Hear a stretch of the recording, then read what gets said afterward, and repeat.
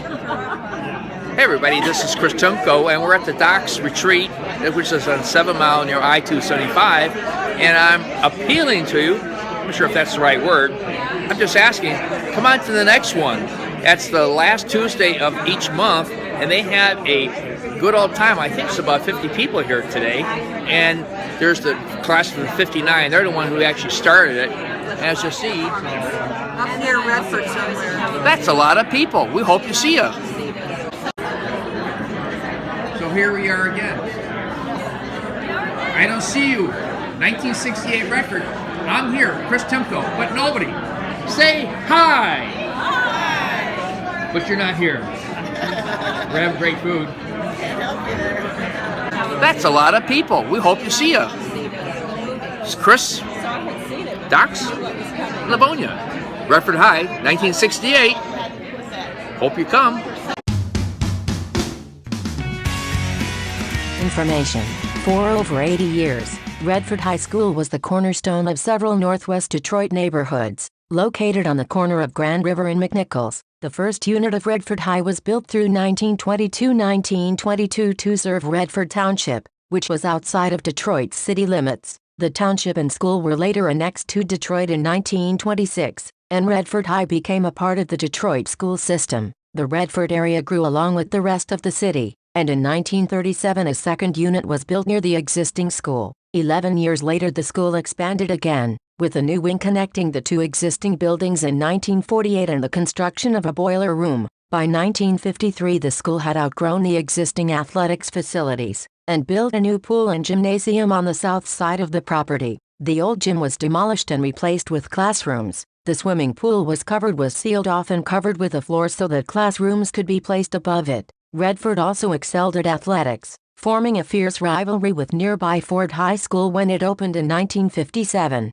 Football players Archie Maxis, Ralph Clayton, and James Woods all graduated from Redford, as well as runner Dick Sharkey and Clark Scholes, who would go on to win the gold medal in swimming at the 1954 Helsinki Olympic Games. Through the post-war years Redford built a high reputation for academics. Chuck Rever, class of 1965, remembers that Redford was a college preparatory school. It was not a question if you go to college, it was a question where you go to college. University of Michigan, Michigan State University and Wayne State University were three major colleges our graduates went, as well as extensive class offerings. Redford had over 50 student organizations in 1960, including choirs, glee clubs, a newspaper, a radio station, rifle team, and a chess club. Alum Steve Cartwright writes, I was there 1971 to 1975. At that time there were some 4,000 students there. As big as the place was, students had to attend in shifts. Seniors started at 8 a.m., freshmen about 11:30. Then there were just two buildings, the original and the addition,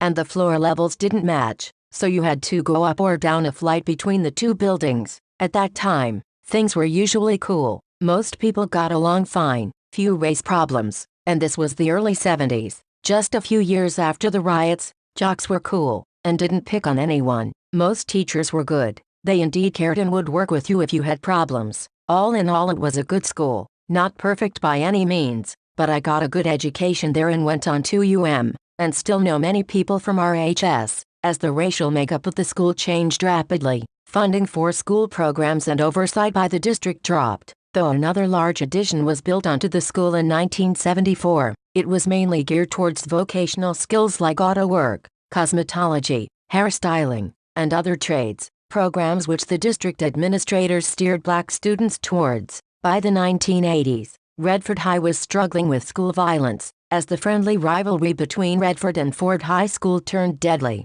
With the arrival of Principal Mean Joe Green in 1983, though, Redford recovered and began to improve, cutting truancy in half and instilling a sense of pride and discipline. One thing that Redford couldn't fight though, was the overall decline in enrollment the district faced going into the 90s. Enrollment numbers fell from around 3,000 to 2,000, with more classroom space than students. Administrators closed one wing of the original 1920 building, as well as most of the third floor of the athletics addition, installing metal bars and doors. Routine maintenance fell behind, leaving the Alumni Association to raise money to fix and repaint the school auditorium in the 1990s. Enrollment in 2006 was just 1,117 students, or about a third of the school's capacity. As the district began discussing closing the school, neighbors and community leaders protested, pointing out that despite its low enrollment and problematic condition, the school was still a central part of the community. They worried that merging Redford with Ford High School, a long-standing rival, would lead to gang violence or cause students to drop out.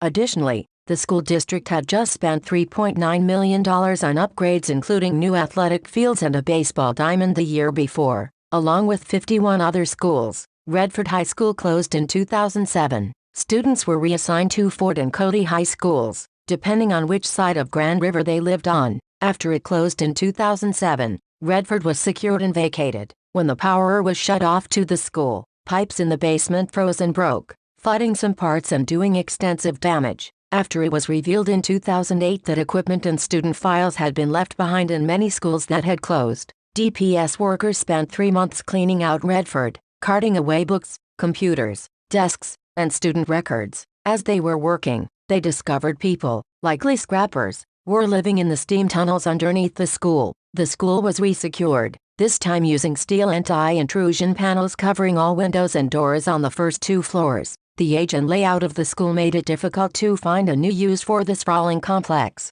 Redford was made up of 6 separate buildings, dating from 1920 to 1982, each built onto each other at unusual angles, isolating parts of the school. However, the land under the school was considered to be prime real estate by developers, with a high median income and densely populated. In 2010, it was announced that Lomax-Stern Property Group was considering purchasing the school with the intent to demolish it and build a major grocery store and strip mall. The sale was completed a year later, with Lomax-Stern formally taking possession of the school in 2012. As it became clear that the school was going to be torn down, security was relaxed, and metal thieves stripped the building. A fire broke out in the gymnasium in June of 2012, injuring 2 firefighters and causing extensive damage. Asbestos abatement work began a few weeks later, and as of this writing, the building is being prepped for demolition. Construction on the major store is expected to begin in 2013. At its peak,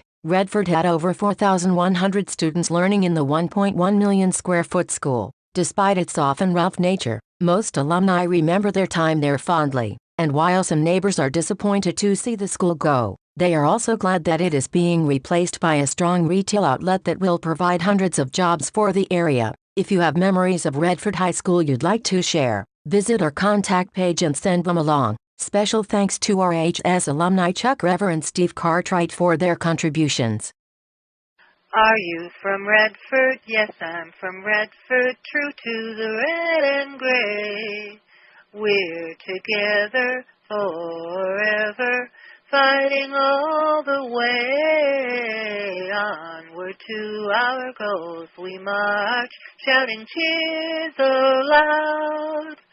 For the school of which we're proud, we're the good old Redford High School crowd.